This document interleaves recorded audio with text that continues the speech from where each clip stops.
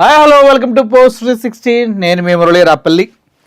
మన వీడియోస్ రెగ్యులర్గా ఫాలో అయ్యే వారికి నా గురించి పూర్తిగా తెలుస్తుంది. ఎందుకంటే తాటాకు చెప్పులని కొన్ని ఉంటాయి. అవి సింహం గర్జన ఇచ్చినట్టు గర్జిస్తున్నట్టు ఫీల్ అవుతూ ఉంటాయి. అంటే తాటాకు చెప్పులు ఉంటాయి కదా, అవి సింహం గర్జించినట్టు గర్జిస్తూ ఉంటాయి. దాన్ని చూసి మేము పోసుకుంటానేమో అనుకుంటారు. సార్ మస్తు చూసినాం ఏంటంటే ఒకసారి వెనక్కి తిరిగి చూసుకుంటే అర్థమవుతుంది. ఇప్పుడు నాకెందుకో మా గురువుగారు మూర్తి గారు, ఎందుకంటే గురువుగారు అంటున్నానంటే 1.5 year కలిసి వర్క్ చేశాం కాబట్టి ఆ మాత్రం గ్రాటిట్యూడ్ నాకు ఉంది. సో మా గురువుగారు అద్భుతమైన వీడియో చూడండి. ఈ ప్రపంచంలో అత్యంత అయ్యా బాబోయ్, ముందు నుంచి రావాలి మేము సౌండ్ కోసం అట్లా వెళ్ళానండి. బా ఈ ప్రపంచంలో అత్యంత బలవంతుడు ఎవరో తెలుసా? మా మూర్తి గారు. తెలుసా, అత్యంత బలవంతుడు మా మూర్తి గారు. కాదని ఎవడంటే మాత్రం ఊరుకునేది లేదు. ఒంటరిగా ఉండేవాళ్ళు. అబ్బో, యాక్చువల్గా అది ఒంటరిగా ఉండడం కాదు, ఏకాంతంగా ఉండడం. ఎవరి మీద ఈవెన్ ఎమోషనల్ గా కూడా డిపెండ్ అవ్వకుండా తనతో తాను బతికేవాడు అత్యంత ధైర్యం. తన వెనక కుటుంబం ఉండాలి, భార్య బిడ్డలు ఉండాలి, భర్త పిల్లలు ఉండాలి, సమాజం ఉండాలి, బంధువర్గం ఉండాలి అనుకునే వాళ్ళంతా కూడా అత్యంత బలహీనులు మానసికంగా. బంధువర్గం ఉండాలి, భార్య పిల్లలు ఉండాలి అనుకునే వాళ్ళంతా పనికిమాలినట్టుగా మా గురువు గారు హితబోధ చేస్తూ ఉన్నారు. మీరు కూడా వినండి. ఒకవేళ మీ ఇంట్లో ఎవరికైనా పిల్లలు అనకూడదు, భార్యలు పిల్లలు ఉంటే మీరు కూడా మూర్తిని దృష్టిలో పెట్టుకుని వాళ్ళకి ఎమోషన్స్ దూరంగా తరిమేయాలి. అంటే ఈయన ఐడియాలజీ భావజాలం ఎలా ఉందో మీరు ఒకసారి ఆలోచించండి. అంటే ఇటువంటి వ్యక్తి అంట సంసారాలను నిలబడతాడంట, అబ్బో ప్రపంచానికి ఏదో ఉద్ధరిస్తాడంట.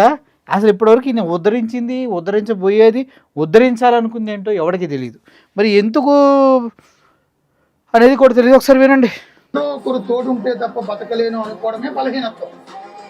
ఇప్పుడు మూర్తి గారు ఒక్కరే ఉంటున్నారా ఆయన ఇంట్లో అంటే కాదు. ఎవరెవరితో ఉంటున్నారంటే అది చెప్పే దమ్ము మరి మూర్తి గారికి ఉందా? ఎవరెవరితో ఉంటున్నారు చెప్ప. బంధుత్వాలకి దూరంగా ఉండాలి. మరి ఎవరితో ఉంటున్నారు, ఎక్కడ ఉంటున్నారు, ఒక్కరే ఉంటున్నారని చెప్పే దమ్ము ఉందా? పోనీ మనం వెళ్దామా ఒకసారి? రాణిస్తాడా ఇంటికి? చెప్పండి, రాణిస్తాడా?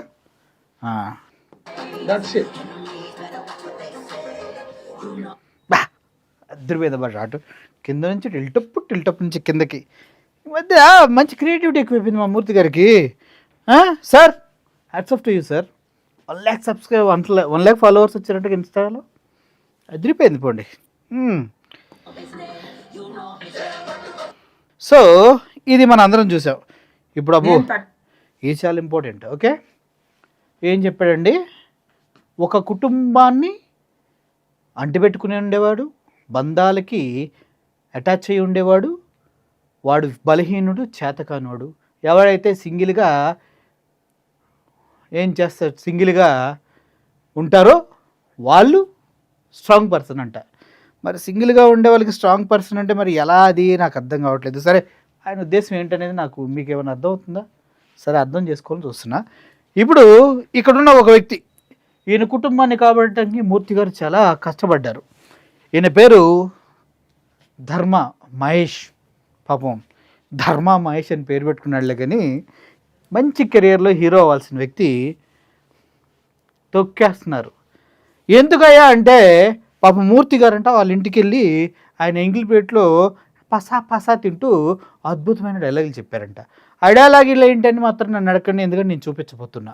సో ఈ స్టోరీ అంతటికీ ఈరోజు గౌతమి గారు పెట్టినటువంటి ఒక పోస్ట్ ఇన్స్టాగ్రామ్లో స్టేటస్ పెట్టారు, మా పోస్ట్ 360 ఛానల్ని ఉద్దేశించి.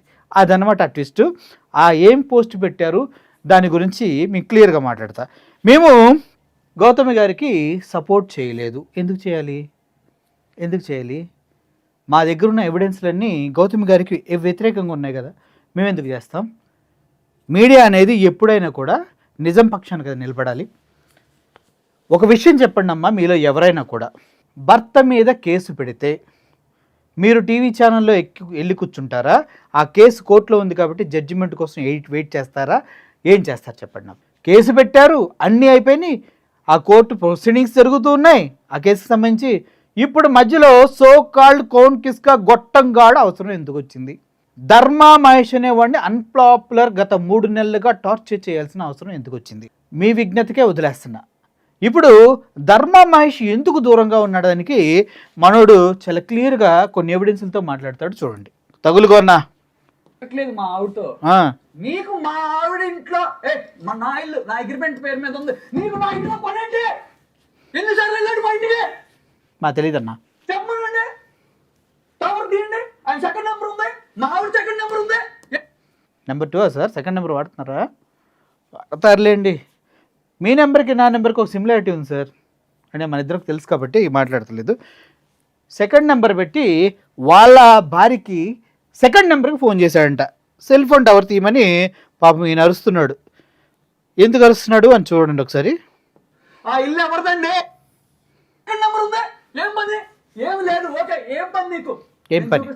ఇదిగోండి ఆయన ఇన్స్టాగ్రామ్, ఆయనదే ఇన్స్టాగ్రామ్ ఏమని ఉంటుంది, మూర్తి అని ఉంటుంది అంట. ఇదిగోండి ఆ ఇల్లు ఎవరిదే? ఆ ఇల్లు ఎవరిదని అడుగుతున్నాడు. మరి మూర్తి స్టోరీ చెప్పగలడా? ఆ ఇల్లు ఎవరిదో, ఆ ఇంట్లో ఎవడున్నాడో, ఎందుకున్నాడో చెప్పగలడా? చెప్పలేడు. నాకు తెలుసు, అంత దమ్ము ధైర్యం లేదు. ఆ ఇల్లు ఎవరిదండి? ఇంకా మర్యాదగా ఎవరిదండి అంటున్నాడు. నేనైతే ఎవడరా నువ్వు, డాష్ డాష్ డాష్ నాకో డాష్ డాష్ డాష్ అక్కడ ఏ డాష్ డాష్ డాష్ ఉండేవి. పాపం ఈయనకి ఆధార్యం కూడా లేదు. సో ఆ ఇల్లు ఎవరిదని అడుగుతున్నారు. మరి మూర్తి గారు చెప్పగలరా? చెప్పలేరు. Okay right. Preston villas number 15 లోపలికి వెళ్ళి చూస్తే ఇదే బ్యాక్గ్రౌండ్. ఆ డైనింగ్ టేబుల్ ఎవరిది?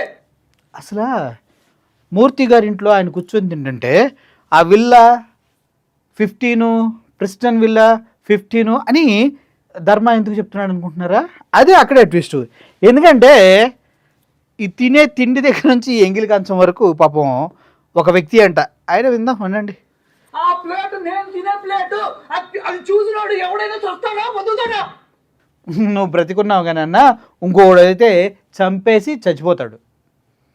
చచ్చిపోవడం ఎందుకు, చంపేస్తాడు స్పాట్లో. ఎందుకంటే నీ ఇంటికి వెళ్ళి నీ డైనింగ్ టేబుల్ మీద కూర్చొని నీ ప్లేట్లో తింటా సార్ చెప్పిన డైలాగులు హైలైట్ ఉంటాయి, చక్కస్ డైలాగులు ఉంటాయి, అవి మీకు వినిపిస్తా. రీల్ చేసుకుంటున్నాడు అంటే ఎంత చనువు ఉండాలి? ఇది వాళ్ళ ఇంట్లో తినుకుంటా రీల్ చేసుకుంటున్నాడా? అబ్బో, ఆ రీల్స్ చూడండి. ఇక్కడ స్టిక్ అవ్వండి. ఒక్కసారి వెళ్ళానన్నాడా? రెండోది ఎప్పుడు కావాలేదు అన్నాడు కదా. రేపు ఏంటి ప్లేట్లో తింటాం కూడా తప్పేనా అంటాడేంటి రేపు? మా ఇష్టమయ్యా, మా చేతిలో మీడియా ఉంది, ఒక ఛానల్కి సీఈఓగా ఉన్నాం, ఏమైనా అంటావు.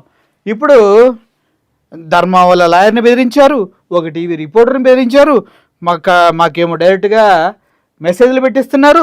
మరి మూర్తి గారు భయపడి పారిపోవాలా మేము? అంటే బ్రతికే హక్కు మాకు లేదా? అంటే మీరు ఎవరి మీదైనా ఏం చేసినా కూడా వేరే వాళ్ళంతా చూస్తూ ఉండాలి అంతేనండి. అసలు కోర్టులో ఉన్న కేసు అయిన దాన్ని పట్టుకొని 2 నెలలు ధర్మ మహేష్ని లాగి ఎందుకు చేశారు సార్ మీరు? మీరేమైనా జడ్జా? నీకేం పని దాంతో? ఇంకా రాష్ట్రంలో ఎటువంటి సమస్యలు లేవు, మీకుంది ఆ ఒక్క సమస్యే. ఆ గౌతమి గారిని తీసుకొచ్చి కూర్చోబెట్టి ఆవిడ ఎక్కడో లిఫ్ట్లో తీసుకొచ్చిన వీడియోలు తీసుకొచ్చి వాళ్ళు హ్యాపీ డెంట్ తింటుంటే దాన్ని డ్రగ్స్ అని ప్రొట్రేట్ చేసి ఒక రాంగ్ ప్రోపగండా ప్రజల్లోకి పంపించే పనికిమాలిన పనేనా మీకుంది, ఇంకేమైనా ఉన్నాయా అని అడుగుతున్నారు సార్. సరే పని కానివ్వండి. ప్లేట్లో తింటాం కూడా తప్పేనంట అని చెప్తాడు ఆయన ఖచ్చితంగా. ఈయన కూడా తెలియగలడు, ఏంటి ప్లేట్లో తినడం తప్ప? అటువంటి ప్లేట్లు ఇంకా ఉండవా? అటువంటి టేబుల్స్ ఇంక ఉండవా? అటువంటి వెనక లొకేషన్ ఇంక ఉండదా? ఏదో పెద్ద ఆవిడని ఉద్ధరించడానికి వచ్చాడు అని చెప్పుకుంటాడేమో అని వీళ్ళు చెప్తూ ఉన్నారన్నమాట. అవును, ఒక్కసారైనా 2 సార్లైనా ఒక అమ్మాయి ఇంటికి వాళ్ళ భర్త లేనప్పుడు వెళ్ళి ఆయన టేబుల్ మీద కూర్చొని ఆయన కంచంలో వేసుకుని జురుకొని కాయలండి నాకి తింటా సిగ్గు లేకుండా దాంట్లో రీల్స్ ఏంటంటే, సార్ మూర్తి సార్ మన రిపోర్టర్లమా, జర్నలిస్టమా, లేకపోతే అదేదో అంటారులా ఫంగి అట్లాంటి పదాలు ఏ ఉంటాయి సార్, అవి నాకు రావట్లేదు, త్వరగా తర్వాత చెప్తాను సార్. ఓకే సర్లే టీవీ ఫైన్ కానీ సర్లే అంట. సో చూసారు కదా, అది ఇంకో డ్రెస్సా? ఇది ఎవరు? ఇది ఎవరో అంట, ఇది కూడా మనకు తెలిసింది కానీ మీకు అవన్నీ చూపిస్తారు. సో ఇదంతటికి కారణం ఏంటి? జిస్మత్. ఈ జిస్మత్ మేడం గారి గురించి వద్దులేండి, మేడం గారి గురించి తర్వాత చెప్తా. ఇక్కడ చాలా అద్భుతాలు ఉన్నాయి, వాటి గురించి. సో ఇది అసలు కామెడీ. ఈ కామెడీ మొత్తం చూసిన తర్వాత నేను అన్నీ వదిలేద్దాం అనుకున్నా కూడా పాపం పొలిటికల్ T20 అంట. ఎట్లున్నాయి తెలుసా? చాలా కాలం వ్యాధి ఉండే పనులే చేసావు రా అట్ మూర్తి స్క్రైబ్. అది మూర్తి వల్ల ఇన్స్టా పేజ్ నెంబర్ అనమాట. అయినా వాడింటికి వెళ్ళి వాడు తినే పల్లెంలో ఎలా తినాలనిపించిందిరా అంట. ఇటువంటి కామెంట్స్ 1,00,000 ఉన్నాయి. మీరు వీటన్నిటిని ఏదో అనుకుంటారు. ఈ ప్లేట్లో తినేటప్పుడు ఈయన డైలాగ్ ఒకటి వేసాడు, ఆ డైలాగ్ ఒకటి చూపించాలని ఉంది. చూడండి, మా ఛానల్ పేరు మేడం గారి లిస్ట్లో పడింది. అమ్మ మేడం గారికి చాలామంది ఫాలోవర్స్ ఉన్నారు, మన ఛానల్ని సబ్స్క్రైబ్ చేయండి అమ్మా, Post360. ఓకేనా? ఇప్పటి వరకు నా ఛానల్లో ఒక్కరిని కూడా సబ్స్క్రైబ్ చేయమని అడగల. ఫర్ ద ఫస్ట్ టైం పాపం గౌతమి చౌదరి అంత కష్టపడి at the rate of Post360 news అని రాసిన తర్వాత సబ్స్క్రైబ్ కొట్టకపోతే ఎలా బాసు? కొట్టండి. ఓకే. సో ఆ కంచంలో తింటూ భారీ డైలాగ్ చెప్పారు మా మూర్తి గారు సారు. సార్ మూర్తి సార్, మురళీరాపల్లి మీకు నేను బాగా తెలుసు కదా, మీరే స్క్రిప్ట్ అంతా ఇచ్చి Post360 గురించి పెట్టమన్నారా? నాకు డౌట్ వస్తుంది, ఎందుకంటే నా ఛానల్ అమ్మాయి చూస్తాను నేను అనుకోవట్లే, నా ఛానల్ మీరు చూస్తారని నాకు తెలుసు. మీరే ఇచ్చారా? ఇస్తే thank you sir. And sir, మనం జర్నలిస్టులం సార్, నిజాలు మాట్లాడదాం. ఎవరు సార్ T5 రాంబాబు గారు అంటే ఎవరు సార్? సర్లేండి, రాంబాబు గారు ఎవరో ఫోన్ చేశారంట మా వాళ్ళకి కూడా. సరే, ఇదంతా పక్కన పెట్టేస్తే పక్కింటోడి కంచంలో ఎంగిలి కూటు తిన్న మూర్తి గారు అనేది చాలా చాలా బ్యాడ్ నేమ్ వస్తుంది సార్. కొద్దిగా దాన్ని చూసుకోండి. మనకెందుకు ఇవన్నీ? పైగా డైలాగులేమో ముందు మగువ మద్యం ఏమొద్దు అని ఏదో చెప్తా ఉంటారు.